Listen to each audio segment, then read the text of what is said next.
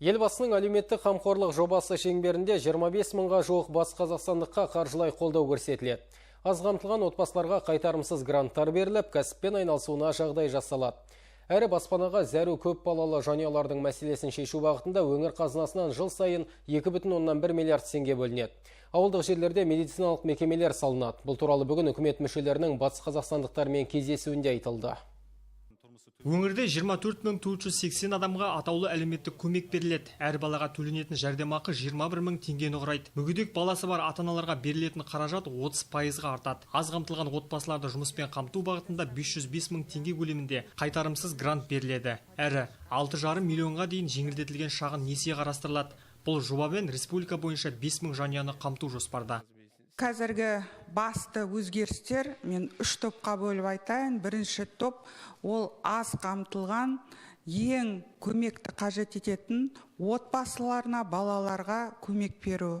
Сонымен қатар ең төменгі айлық табысы бар азаматтарды қолдау, әсіресе бюджеттік мекемелерде істейтін қызметкерлер. Екінші ол баспана мәселесі, жаңалықтар енгізіліп жатыр. Әрі медицина мен білім саласындағы беріліп жатқан сапаны арттыру. Бүгінгі таңда біздің өңірде 6912 көп балалы отбасы, ол аз қамтылған отбасылар. Ол шаңырақта балалар саны 28253 қазіргі таңда. Мемлекет тарапынан көрсетілетін атаулы әлеуметтік көмектің жаңа тұжырымдамасына сәйкес, егер былтыр 16 мыңға жуық азамат қолдау алған болса, биыл сол 25 мыңға дейін жетеді деген қазір біз болжамымыз бар, жұмыс жүруде. Еңбек және халықты әлеуметтік қорғау министрі Бердібек Сапарбаевтың айтуынша, 4 баласы бар анаға бұрын 63 мың теңге төленсе, қазір жәрдемақы 100 мыңға жетеді. Қазір елімізде мемлекет басшысының тапсырмасымен әлеуметтік карта жасақталуда. Қазір ол 20.789 теңгеге дейін көбейетін болады. Дәл осындай Батыс Қазақстан облысында да болады. Бұл көмек әрбір енді отбасының мүшесіне төленетін болады, баласына төленетін болады. Оның ішінде, егер ол балдар жоғарғы емесе арнаулы оқу орындарында оқитын болса, оларға 23 жасқа дейін төленеді. Ал енді сол үйдің азаматтарына, үлкен азаматтарға ол солардың табысы менен күнкөріс деңгейінің айырмашылығына байланысты төленетін болады.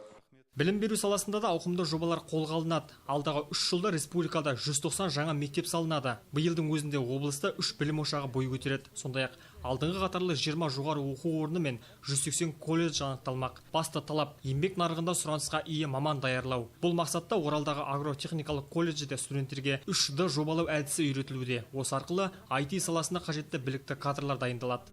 Колледждерде, содан кейін вуздарда да енді оқудың бағдарламасы еңбек нарығына байланысты болу керек. Мысалы, қазір сіздердің агротехникалық колледжде болдым. Керемет жаңа бағдарлама келді. Мына 3D-да ғимараттың проектін жасауды балаларға үйретіп жатыр. Ол бала ертең бітірген кезде, ертең аяқ қолын жерге тигізбей, ертең жұмысқа орналасып кетеді. Мына осы жердегі жергілікті әкімшілік финдарменен бірлесіп, соны қарап, қазір балаларға үйретіп жатыр. Міне сол сияқты еңбек нарығына қажет мамандықтарды дайындауға біз бағыттауымыз керек. Биыл 225 мыңнан астам медициналық қызметкердің жалақысы өседі. Мәселен, қазір мейірбикелердің табысы 70 мың теңгені құраса, шілдеден бастап олар 100 мыңдай алады. Денсаулық сақтау министрі 595 медициналық мекеме салынатынын мәлімдеді. Облыс бойынша ауылдық жерлерде 22 нысан тапсырылады. Ауылдағы дәрігерлік амбулатория ашу, жаңа поликлиника құру, сонымен қатар сол поликлиникаларға дәрігерлерді тарту үшін осы дәрігерлердің айлығы да 30%-ға көтеріледі.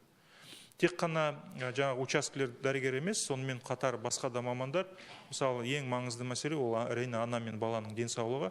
Осыған да байланысты қазіргі күнде өздеріңіз білесіздер, енді педиатр табу өте қиын. Оның себебі педиатрлар жетіспейді. Сол педиатрларға және осы саладағы істейтін реанимация, жедел жәрдем мамандарға да айлығы 30%-ға біз көтерейін деп отырмыз. Аймақта баспана кезегіне 1134 көпбалалы жанұя тіркелген. Әлеуметтік қамқорлық шаралары аясында елімізде аз қамтылған отбасыларға арналған 42 мың жалдамалы пәтер, 56 мың ипотекалық несие беріледі. Бастапқы жарна 10%. Қарызды 19 жылға бөліп төлеу қарастырылған.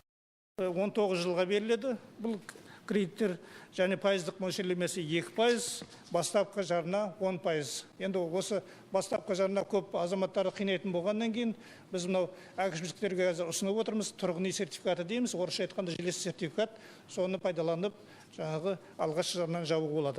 Нұр Отан партиясы халықтың тұрмыс сапасын жақсарту жолында құтты мекен, ауыл ел бесігі, бақытты отбасы жобаларын әзірледі. Әсіресе елді мекендерді көркейтуге ерекше екпін беріледі. Осы тұрғыда ауылдағы әлеуметтік инфраструктураның салынуы, мектебі бар, балабақшасы бар, клубы бар, және басқа да орындары бар, мәдени орындар, ошақтары бар ауылды жарықтандырып, жолдарын салып, газын, тоғын тартып, осы мәселелердің ауыл ел бесігі жобасында. Оны да партия бөлек өзі бақылауға ұстайтын болады. Отырыс барысында көп балалы аналар талап тілектерін білдірді. 7 бала тәрбиелеп отырған Гүлшат Байкүтеева қазір саяжайдағы апатты үйде тұрып жатыр. 2 перзенті науқас. Баспана мәселесі бас ауруына айналған ана жаңа пәтер алуды армандайды. Аймақ басшысы Алтай Көлгінов тұрмысы төмен жанұялар әлеуметтік картаға енгізілетінін жеткізді. Үй кезегіне 2012 жылы тіркелдім. Қазір 1448 бекен сол шамада тұрмын. Өңірдің әлеуметтік картасына енгізсек деген үмітіміз бар, көмек күтіп, үміттен отырмыз алдағы уақытта. Жиында сондай-ақ кәсіпкер Біржан Қожақов мүмкіндігі шектеулі жандардың кәсіппен айналысуына жаңа мүмкіндіктер жасалуын сұрады. Ең басты кедергі екінші деңгейлі банктердің тарапынан мүгедек кәсіпкерлерге несие берілмеуі. Еңбек және халықты әлеуметтік қорғау министрі бұл сауал ескерусіз қалмайтынын тілге тиек етті.